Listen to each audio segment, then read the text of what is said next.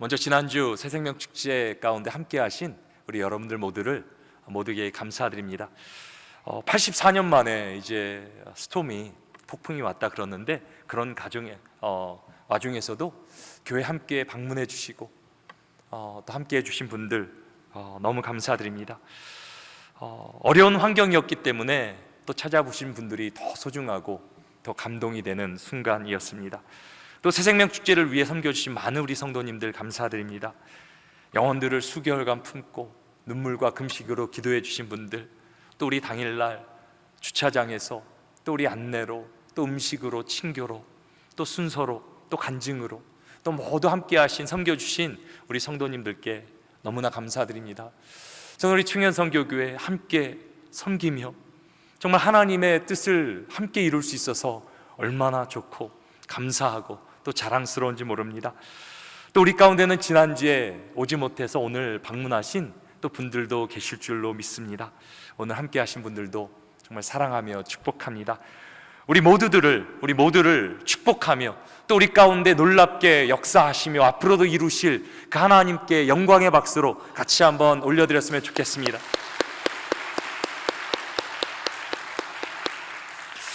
지난주에 제가 새생명 축제를 이렇게 진행하는 가운데 여러분들에게 구절 하나를 알려드렸습니다. 요한복음 3장 16절입니다. 정말 우리 인생에 꼭 붙들고 살아야 되는 귀한 말씀인데요, 지난주에 제가 쉽게 이렇게 기억하는 그런 방법을 알려드렸는데요, 우리 같이 한번 복습해 보도록 하겠습니다. 여러분들 한번 손을 이렇게 올려보시고요, 아시는 분들은 한번 해보시고 모르시는 분들은 저를 잘 따라 하시면 되겠습니다. 우리 요한복음 3장 16절 같이 읽으면서 또 저를 바라보시면서 같이 한번 해보도록 하겠습니다.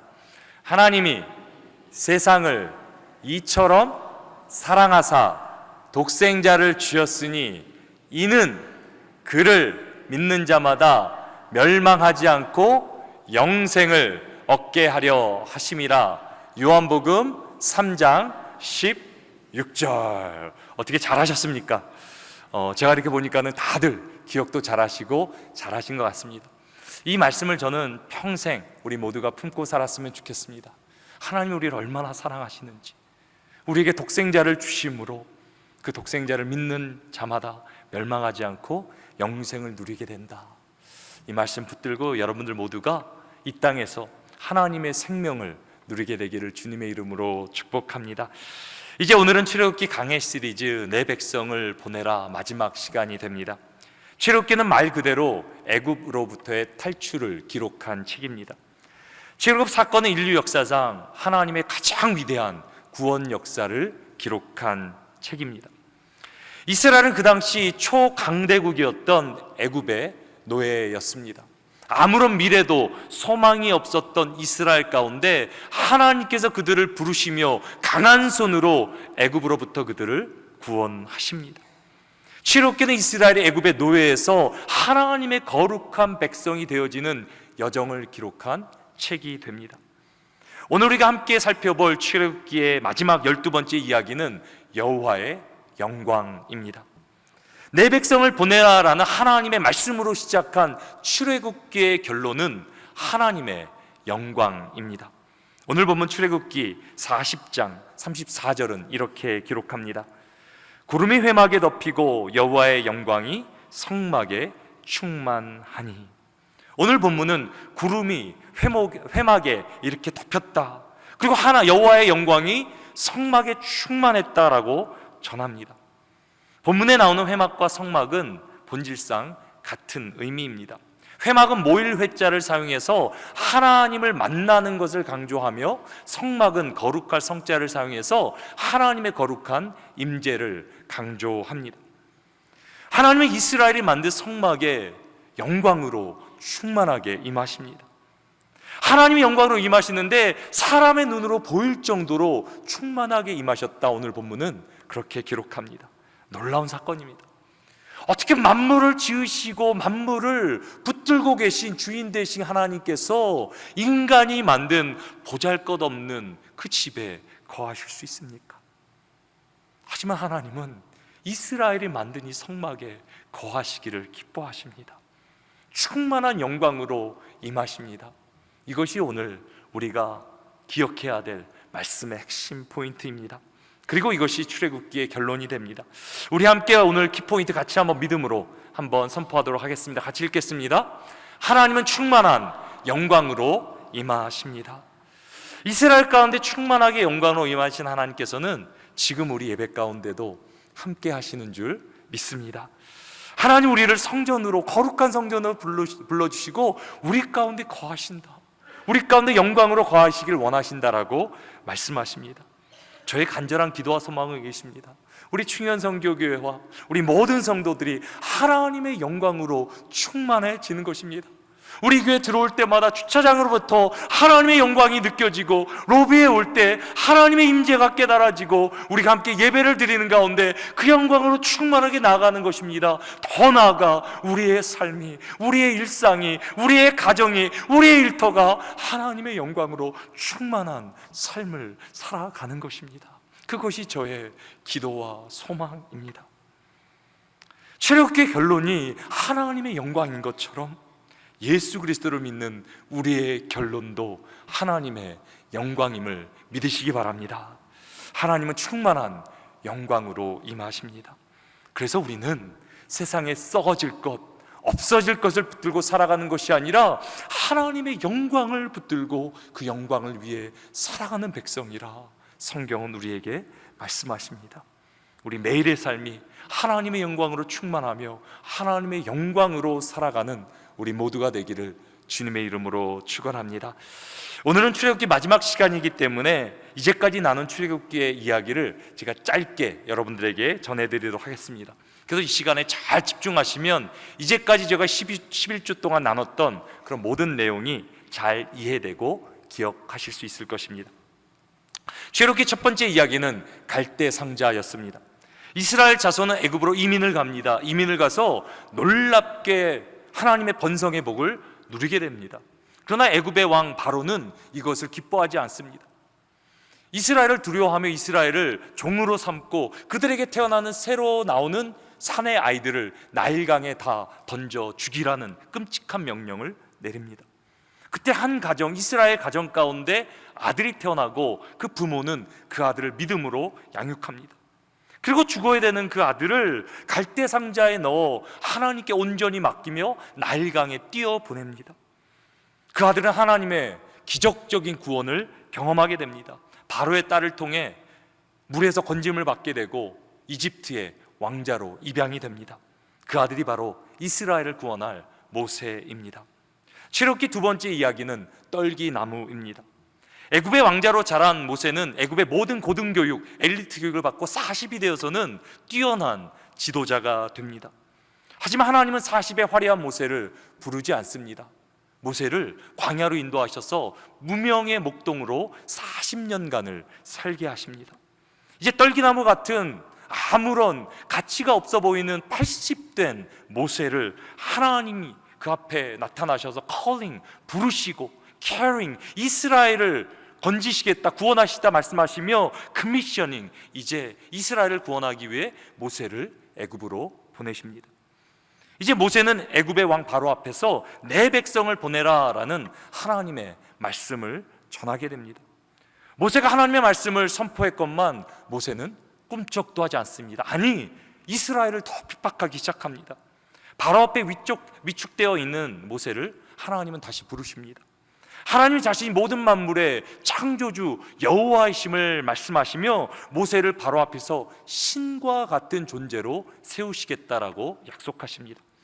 이제 하나님은 모세를 통해 위대한 능력을 베푸시며 10가지 재앙을 통해 애굽의 모든 우상을 심판하십니다.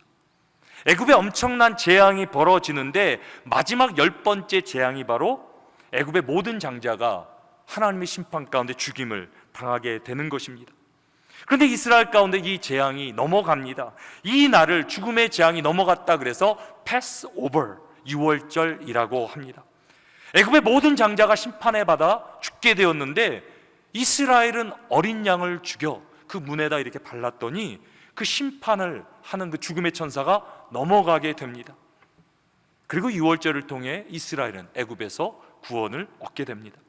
이제 하나님은 이스라엘을 막다른 골목 홍해로 인도하십니다. 이스라엘 앞에는 홍해로 막혀 있고 뒤에는 애굽의 군대가 쫓아오고 있습니다. 그때 하나님은 fear not, 두려워하지 말고 stand firm, 가만히 서서 and see, 하나님의 구원을 보라라고 그렇게 말합니다. 하나님 눈앞에 있는 홍해를 가르시며 이스라엘이 건너가게 하심으로 놀라운 승리를 누리게 하십니다. 하지만 그 승리의 기쁨도 얼마 가지 못합니다. 이스라엘은 광야의 삶을 원망하며 애굽의 삶을 그리워합니다. 그런 이스라엘을 위해 하나님께서는 하늘문을 여시고 만나로 베풀어 주십니다. 만나를 통해 이스라엘은 일용할 양식을 베풀어 주시는 하나님의 은혜를 경험하게 됩니다.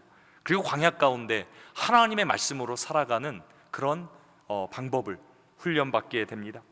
이제 이스라엘은 출애굽한 지 45일 만에 하나님의 임재가 충만한 시내산에 도착하게 됩니다. 시내산에서 이스라엘은 하나님의 백성으로 하나님과 언약을 맺게 됩니다. 하나님 모세를 시내산 정상으로 부르시고 언약의 증거로 십계명을 주십니다. 십계명의 시작은 하나님께서 베풀어 주신 구원입니다. 그리고 십계명의 목적은 사랑입니다. 이스라엘을 사랑해 주셔서 구원을 베풀어 주신 하나님은 이제 이스라엘 하나님의 백성으로 하나님을 사랑하고 서로를 사랑하는 삶을 살기를 원하십니다. 이제 하나님은 모세에게 성막을 지으라고 명령하십니다. 성막은 이스라엘 가운데 거하실 하나님의 임재를 상징합니다. 성막은 출애굽기의 클라이맥스일 뿐만 아니라 성경 전체에 흐르고 있는 하나님 아버지의 마음입니다. 이스라엘 구원하셔서 거룩한 백성 삼으시고 그들 가운데 충만한 영광으로 임하시는 것, 그것이 하나님의 꿈이자 하나님 나라의 회복입니다. 하지만 어떤 일이 벌어집니까? 모세가 시내산 정상에서 하나님의 임재 가운데 이스라엘을 향하신 하나님의 놀라운 계획을 듣고 있는 상황 가운데 이스라엘은 시내산 밑에서 어떻게 합니까? 금송아지 우상을 만들어 섬기게 됩니다. 이 금송아지는 아피스라는 애굽의 창조신을 우상화해서 만든 것입니다. 우상을 만든다는 것은 신을 만든다는 행위이고 결국 내가 하나님이 되겠다라는 죄입니다. 그래서 우상 숭배는 모든 죄의 근원이 되고 하나님이 가장 싫어하시는 죄가 바로 이 우상 숭배의 죄입니다. 하나님은 우상 숭배를 미워하시며 진노하시며 이스라엘을 심판하십니다. 여기까지가 우리가 함께 나눈 출애굽기의 줄거리입니다. 어떻게 내용이 잘 이해가 되셨습니까? 하나님이 이스라엘을 어떻게 인도하셨습니까? 전적인 하나님의 은혜로 이스라엘 여기까지 인도하셨습니다. 그럼에도 이스라엘 하나님의 은혜에 어떻게 반응합니까? 불평하고 불신하고 결국 우상 숭배를 통해 하나님을 반역합니다. 이스라엘은 하나님의 진노 가운데 반드시 멸망을 받아야 됩니다. 출애굽기의 결론은 하나님의 심판이어야 합니다. 하지만 오늘 본문이 보여주고 있는 결론은 무엇입니까? 심판이 아니라 하나님의 영광입니다. 어떻게 이런 일이 일어날 수 있습니까? 어떻게 이스라엘의 심판이 아니라 하나님의 영광의 자리에 설 수 있단 말입니까? 그 비밀이 오늘 본문에 나와 있습니다. 하나님의 구원 역사를 깨닫게 하는 너무나 중요한 구절입니다. 오늘 본문 35절 말씀 같이 한번 우리 읽어보도록 하겠습니다. 모세가 회막에 들어갈 수 없었으니 이는 구름이 회막 위에 덮이고 여호와의 영광이 성막의 충만함이었으며. 오늘 본문 35절은 34절과 거의 동일합니다. 구름이 회막 위에 덮였다라고 말하고 하나님의 영광이 성막 가운데 충만했다라고 기록합니다. 그래서 35절에는 중요한 한 가지 사실이 추가되어 있습니다. 모세가 회막에 들어갈 수 없었으니. 모세가 누구입니까? 모세는 이스라엘의 가장 위대한 지도자입니다. 모세는 시내산 정상에서 40주야간 하나님의 영광의 임재를 체험한 사람입니다. 만약에 하나님의 영광 충만한 그 성막에 들어가야 될 사람이 있다면 이 모세일 것입니다. 하지만 모세조차도 거룩한 성막에 들어갈 수 없다라고 오늘 본문은 기록합니다. 그런데 성막에 들어갈 수 있는 한 사람이 있습니다. 바로 대제사장입니다. 오직 대제사장만 성막의 가장 거룩한 지성소까지 들어갈 수 있었습니다. 그리고 이스라엘은 이 대제사장의 제사를 통해서만 하나님의 영광으로 갈 수 있었습니다. 이스라엘이 제사를 통해 하나님 앞에 나아가는 과정을 자세하게 설명해 준 것이 바로 출애굽기 다음에 나오는 레위기라는 책입니다. 시내산에서 십계명을 받은 모세는 율법을 의미합니다. 하지만 인간은 율법으로는 하나님의 영광에 이르지 못합니다. 인간의 어떤 행위, 노력, 우리의 열심으로는 하나님의 뜻을 지킬 수도 없고 구원을 이룰 수도 없습니다. 모세도, 그렇게 위대한 모세도 회막에 들어갈 수 없었습니다. 그런데 아무도 들어갈 수 없는 이 회막에, 이 성막에 대제사장이 들어가는 것입니다. 이 대제사장은 누구를 상징합니까? 예수 그리스도이십니다. 예수 그리스도만이 하나님께 나아갈 수 있는 오직 길 되십니다. 이스라엘이 대제사장을 통해 하나님의 영광으로 나아간 것처럼 우리도 모든 인류의 대제사장 되신 예수 그리스도를 통해 하나님의 영광으로 나아가야 합니다. 이것이 오늘 우리가 기억해야 되는 말씀의 첫 번째 포인트가 됩니다. 우리 첫 번째 포인트, 우리 믿음으로 함께 고백하십니다. 우리는 예수님을 통해 영광으로 나아가야 합니다. 출애굽기에서 가장 중요한 인물을 꼽으라 그러면 당연히 모세를 꼽을 수 있을 것입니다. 하지만 출애굽기의 진짜 주인공은 예수 그리스도이십니다. 모세도 예수 그리스도의 그림자이십니다. 모세는 이스라엘을 애굽에서 구원했지만 예수 그리스도는 우리를 모든 죄와 사망에서 구원하시고 하나님의 영광으로 이끌어 주시는 구원자가 되십니다. 죽음의 천사를 넘어가게 한 6월절의 어린 양도, 광야에서 내린 만나도, 하나님 주신 십계명의 성취도, 하나님의 임재를 상징한 성막도, 그 성막에 들어가는 대제사장도 다 누구를 상징하는 것입니까? 예수 그리스도를 상징하는 것입니다. 그래서 출애굽기는 예수 그리스도에 관한 이야기가 됩니다. 그리고 금송아지 사건 속에서도 우리는 예수 그리스도를 발견하게 됩니다. 모세는 우상 숭배를 통해 이스라엘 가운데 하나님의 돌이킬 수 없는 진노가, 심판이 임했음을 깨닫게 됩니다. 그래서 모세는 하나님 앞에 나아가 이렇게 기도합니다. 출애굽기 32장 32절입니다. 그러나 이제 그들의 죄를 사하시옵소서. 그렇지 아니하시오면 원하건대 주께서 기록하신 책에서 내 이름을 지워버려 주옵소서. 지금 모세는 어떻게 기도하고 있습니까? 생명을 걸고 이스라엘을 위해 기도하고 있습니다. 이스라엘의 죄를 용서해 달라고, 그렇지 않으면 차라리 나를 생명책에서 지워달라고, 내가 끊어지는 한이 있어도 이스라엘을 용서해 달라고, 죄를 사해 달라고 지금 모세는 간절히 하나님 앞에 간구하고 있는 것입니다. 이 기도가 바로 이스라엘을 살린 모세의 위대한 중보 기도입니다. 하나님은 모세의 기도를 너무 기뻐하십니다. 모세의 기도를 들으시고 이스라엘을 용서하십니다. 왜 그렇습니까? 이 모세의 마음이 바로 하나님 아버지의 마음이기 때문입니다. 우리를 향하신 하나님 아버지의 마음은 무엇입니까? 하나님이 세상을 이처럼 사랑하사 독생자를 주셨으니 이는 그를 믿는 자마다 멸망하지 않고 영생을 얻게 하려 하심이라. 하나님은 이스라엘을 부르시기도 전에, 하나님의 백성으로 택하시기도 전에 이미 자신의 독생자를 희생하시기로 작정하셨습니다. 예수 그리스도의 죽음이 없다면, 그 십자가가 없다면 죄사함도 구원도 없는 것입니다. 자신의 전부를 다해 우리를 사랑하시고 자신의 독생자를 주심으로 우리를 살리신 것이 하나님 아버지의 마음입니다. 하나님 아버지의 사랑입니다. 그리고 그 사랑을 믿는 것이 우리의 신앙입니다. 사랑하는 성도 여러분, 하나님께서 우리를 얼마나 사랑하시는지 아십니까? 자신의 가장 귀한 독생자를 주심까지 우리를 사랑하시는 줄로 믿으시기 바랍니다. 그리고 그 하나님께서 지금도 동일하게 우리를 사랑하십니다. 그 하나님이 나를 사랑하신다면, 나와 함께 하신다면 우리가 세상에 무엇이 두려울 것이 있겠습니까? 제가 오늘 본문을 묵상하는 가운데 가장 부러웠던 것, 그것이 바로 모세의 마음이었습니다.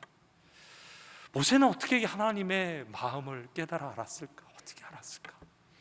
어떻게 인간의 지혜로, 인간의 능력으로 하나님의 그 깊은 마음을 깨달아 알았을까? 우리의 간절한 소망도 무엇입니까? 내 평생의 소원, 내 평생의 소원, 대속께 주신 그 사랑을 간절히 알기 원한다는 것이 우리의 간절한 기도 아닙니까? 나를 사랑해 주시고 나를 위해 전부를 부어주신 그 하나님의 은혜가 너무 커서 그 은혜를, 사랑을 알기 원합니다. 더 간절히 알기 원합니다. 그것이 우리 성도들의 바람 아닙니까? 그 하나님의 마음을 깨달아 그 마음을 하나님 뜻대로 기도했더니 어떻게 됩니까? 심판을 당해야 되는 이스라엘이 하나님의 영광 가운데 나아가게 되지 않았습니까? 하나님 마음을 깨닫고 그 마음으로 사는 것이 바로 천국입니다. 하나님이 사랑하신 것처럼 우리가 서로를 사랑할 수 있다면 얼마나 좋겠습니까? 내 생명도 아낌없이 서로를 위해 내어줄 수 있고 사랑하고 희생할 수 있는 공동체를 이 땅에서 재현할 수 있다면 얼마나 그 공동체는 행복한 공동체이겠습니까? 세상 가운데는 이기적이고 상처투성이고 죽이고 뜯기고, 그것이 이 세상의 모든 모습인데 하나님 우리를 사랑해 주신 그대로 우리가 서로를 사랑할 수 있다면 그것이 바로 천국일 것입니다. 저는 우리 충현선교교회가 그 하나님 아버지의 사랑을 깨닫고 그 사랑으로 충만한 천국이 되기를 주님의 이름으로 축원합니다. 오늘 본문은 하나님 영광의 충만함을 기록하고 있습니다. 그렇다면 도대체 그 영광의 본질은 무엇입니까? 요한복음 1장 14절은 그 영광의 본질에 관해 이렇게 우리에게 전합니다. 우리 같이 한번 읽어보십니다. 말씀이 육신이 되어 우리 가운데 거하심에 우리가 그의 영광을 보니 아버지의 독생자의 영광이요 진리와 은혜와 진리가 충만하더라. 사도 요한이 한 사람을 만났는데요, 그 사람을 만나보니 나중에 그 사람이 태초의 말씀으로 온 천지를 지으신 그 말씀 대신 하나님을 깨닫게 됩니다. 그 말씀이 육신이 되어 이 세상에 오셔서 함께 먹고 마시고 교제한 것입니다. 그리고 나중에 사도 바울이 그것을 깨닫고 그 독생자 예수 그리스도가 하나님의 가장 충만한 영광이라 라고 우리에게 고백하는 대목입니다. 예수 그리스도가 하나님의 가장 충만한 영광이 되십니다. 영광의 충만한 삶은 다른 것이 아닙니다. 우리가 예수 그리스도를 모시고 산다면 그 예수 그리스도를 모시고 사는 삶이 영광으로 충만한 삶임을 믿으시기 바랍니다. 제가 지난주에 말씀을 전한 후에 예수님을 이렇게 전하며 초청하는 시간을 가졌습니다. 그리고 많은 분들이 예수님을 이렇게 영접해 주셨습니다. 전 얼마나 기뻤는지 모릅니다. 저는 성경을 믿기에, 하나님 말씀을 믿기에, 심판에서 죽음에서 생명으로 옮겨진 것, 영생이 임한 것을 믿기에 저는 얼마나 감사했는지 모릅니다. 제가 이렇게 기쁜데 우리 주님은 얼마나 기뻐하셨겠습니까? 하늘에서는 한 영혼이 돌아와도 잔치가 벌어진다 그러는데 새롭게 하나님의 자녀들로 거듭나는 모습 가운데, 새 생명 주식 가운데 제가 감히 상상하기는 천국에서 잔치가 일어나는데 우리 주님이 천사들과 함께 기뻐 뛰며 춤추셨을 거라 저는 그렇게 확신합니다. 하나님께서 우리를 얼마나 기뻐하셨는지. 사랑하는 성도 여러분, 예수 그리스도를 믿으십니까? 그렇다면 이미 우리 안에 하나님의 충만한 영광이 임했음을 믿으시기 바랍니다. 우리 안에는 이미 예수 그리스도의 생명, 권세, 능력, 사랑, 은사로 충만한 줄로 믿습니다. 예수 그리스도가 바로 하나님 영광의 충만함입니다. 우리는 예수 그리스도를 통해 그 영광으로 나아가야 합니다. 이제 오늘 본문으로 다시 한번 돌아가 보겠습니다.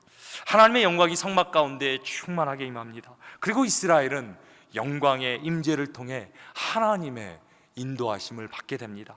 오늘 본문 36절과 37절은 이렇게 기록합니다. 구름이 성막 위에서 떨어올 때에는 이스라엘 자손이 그 모든 행진하는 길에 앞으로 나아갔고, 구름이 떠오르지 않을 때에는 떠오르는 날까지 나아가지 아니하였으며, 이스라엘 성막 가운데 하나님의 영광이 임하는데 구름과 불로 임하였다라고 그렇게 기록합니다. 광야의 뜨거운 낮에는 구름으로 이스라엘을 보호하시며 인도하시며, 광야의 차가운 밤, 어두운 밤에는 불로 이스라엘을 인도하셨습니다. 그리고 이스라엘은 구름과 불로 임하신 하나님의 영광의 임재를 통해 하나님의 인도하심을 받게 됩니다. 이스라엘의 험한 광야를 살아가는 방법은 간단합니다. 하나님의 그 영광 안에만 거하면 됩니다. 영광의 구름이 성막에서 올라가서 이동하게 되면 그것만 따라가면 되고, 그 구름이 계속 머물러 있으면 그 안에 머물러 있기만 하면 됩니다. 하나님의 영광 안에만 거하면 아무리 험한 광야일지라도 근심도 걱정도 없습니다. 우리의 삶도 똑같습니다. 우리의 인생을 광야라고 하지 않습니까?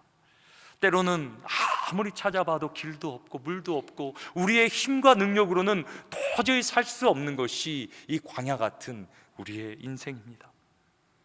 그렇다면 오늘 말씀 가운데 이스라엘에게는 광야 가운데 구름과 불로 임하셨다 그러는데, 그 하나님의 임재는 이 시대 가운데, 우리의 삶 가운데 어떻게 나타납니까? 바로 성령님을 통해 나타납니다. 우리는 성령님을 통해 하나님의 영광 안에 거해야 됩니다. 이것이 오늘 우리가 기억해야 되는 말씀의 두 번째 포인트가 됩니다. 우리 같이 한번 말씀의 두 번째 포인트, 믿음으로 고백하십니다. 우리는 성령님을 통해 영광 안에 거해야 합니다. 사랑하는 성도 여러분, 지금 예수님은 어디 계십니까? 2000년 전에 예수님은 하늘 영광 버리시고 성육신하셔 이 땅에 오십니다. 제자들과 함께 사시고 동행하시고, 또 우리의 죄를 위해 십자가에 자신의 모든 것을 희생하시사 죽으십니다. 그리고 사흘 만에 살아나십니다. 그리고 제자들이 보는 앞에서 하늘로 승천하십니다. 그리고 지금 예수님은 하나님의 영광스러운 그 우편에 계십니다. 근데 예수님은 승천하시기 전에 이런 놀라운 약속의 말씀을 제자들에게 주십니다. 요한복음 14장 16절에 이렇게 기록합니다. 내가 아버지께 구하겠으니 그가 또 다른 보혜사를 너에게 주사 영원토록 너희와 함께 있게 하리라. 보혜사를 주시겠다라고, 보혜사란 도와주시는 분, 중보자라는 의미인데 그 보혜사를 보내주시겠다 그럽니다. 그리고 18절에 이렇게 말씀하십니다. 내가 너희를 고아와 같이 버려두지 아니하고 너희에게로 오리라. 너희를 고아와 같이 세상에 버려두지 않겠다. 혹시 여러분들 내가 세상에 혼자 힘들게 살아가는 고아 같다라는 생각은 해보지 않으셨습니까? 아무리 봐도 의지할 사람 없고 의지할 곳 없어서 버겁고 힘들게 인생을 살아가지는 않으십니까? 그런 우리에게 주님께서 약속하십니까? 내가 너희를 고아 같이 세상 가운데 절대로 버려두지 않겠다. 그리고 누구를 보내주십니까? 성령님을 보내주십니다. 성령님을 통해 주님은 우리 가운데 충만하게 임재하십니다. 그래서 성령을 우리는 그리스도의 영이라고 부릅니다. 초대교회 성도들은 주님의 약속을 굳게 믿고 간절히 기도하는 가운데 성령님이 바람같이 불같이 임하시는 것을 경험하게 됩니다. 구약의 이스라엘이 낮에는 구름으로 밤에는 불로 하나님의 임재를 경험한 것처럼 초대교회 성도들은 불과 바람으로 임하신 성령님의 역사와 인도하심을 받게 됩니다. 사랑하는 성도 여러분, 예수 그리스도를 믿으십니까? 그렇다면 여러분들 안에 이미 성령님이 내주하시는 줄 믿습니다. 성령이 아니고는 주를 그리스도라고 고백할 수 없다라고 성경은 분명히 말해주고 있습니다. 여러분들이 예수 그리스도를 그리스도로 고백했다면 이미 성령님은 여러분들 안에 계시는 것입니다. 그렇다면 우리는 어떻게 성령님의 인도하심을 구체적으로 받을 수 있습니까? 우리가 적용할 수 있는 4가지 방법을 제가 여러분들에게 짧게 설명드립니다. 첫 번째는 성령님을 의지해야 됩니다. 우리가 내일 하루 삶을 시작할 때 나의 가정, 나의 일터, 나의 생각, 나의 판단, 나의 계획, 나를 의지하는 것이 아니라 한번 우리 안에 계신 주님이 말씀하신 성령님과 의지해 보시기 바랍니다. 성령님, 내가 오늘 어떻게 해야 됩니까? 무엇을 해야 됩니까? 그분을 의지하며 그분과 함께 한번 동행하는 연습을 해보시기 바랍니다. 조금 더 구체적으로 한번 성령님과 한번 대화를 나눠보시기 바랍니다. 이것을 우리는 기도라 그러죠. 내가 어려운 일이 있을 때 성령님, 내가 너무 힘듭니다. 어떻게 해야 됩니까? 어디로 가야 됩니까? 무엇을 해야 됩니까? 처음에는 좀 막막하지만요, 성령님께서 분명히 우리 가운데 말씀해 주세요. 때로는 하나님의 말씀이 기억나게 하시고, 사람이 기억나게 하시고, 방법이 기억나게 하시고, 세상이 알 수 없는 놀라운 방법으로 성령 하나님은 우리 가운데 역사해 주십니다. 그리고 성령님께서 우리 가운데 말씀하신다면, 감동을 주신다면 한번 순종해 보세요. 그저 나의 힘으로 이 땅을 살아가는 것이 아니라 예수 그리스도의 영 대신 그분의 한번 말씀을, 그분의 한번 이끄심을 순종해 보시기 바랍니다. 그리고 네 번째 중요한 것은, 때로는 우리가 신앙이 연약할 때는 이것이 성령님의 말씀인지 내 생각인지 잡생각이 세상 생각인지 잘 구별이 안 될 때 있습니다. 그래서 우리는 항상 말씀으로 그것을 분별해야 됩니다. 정말 나에게 들려주신 말씀이 성경과 맞는지. 그래서 여러분들 꼭 성경을, 말씀을 계속 더 묵상하셔야 되고요, 더 나아가 열매로 분별하라 말합니다. 성령께서 함께하시며 역사하시면 성령의 특별한 열매가 나오게 되는데요, 사랑과 희락과 화평과 오래 참음과 자비와 양성과 온유와 충성과 절제, 성령의 열매들이 이렇게 나타나잖아요. 그러면 그것은 성령님이 하시는 일이 맞다라고 그렇게 말해주고 있습니다. 사랑하는 성도 여러분, 우리는 세상의 고아들이 아닙니다. 하나님께서 우리와 함께 하시며 성령 하나님께서 우리를 인도하십니다. 하나님 우리 가운데 매일매일의 삶 가운데, 가정에서, 우리 일터에서 충만한 영광으로 임하시기를 원하십니다. 때로 우리 가정이, 우리의 일터가 광야같이 느껴질지라도 성령 하나님을 한번 의지해 보시기 바랍니다. 그분에게 삶을 맡겨보시기 바랍니다. 성령의 인도하심을 받을 때 우리는 하나님의 영광에 충만한 삶을 누리게 됩니다. 저는 우리 모두가 이번 한 주간도 성령 하나님을 의지함으로 하나님의 영광에 충만한 삶을 누리게 되기를 주님의 이름으로 축원합니다. 이제 출애굽기는 모든 이스라엘이 하나님의 영광을 보는 것으로 마치게 됩니다. 출애굽기의 결론은 하나님의 영광입니다. 오늘 보면 38절 말씀 우리 같이 한번 읽어보겠습니다.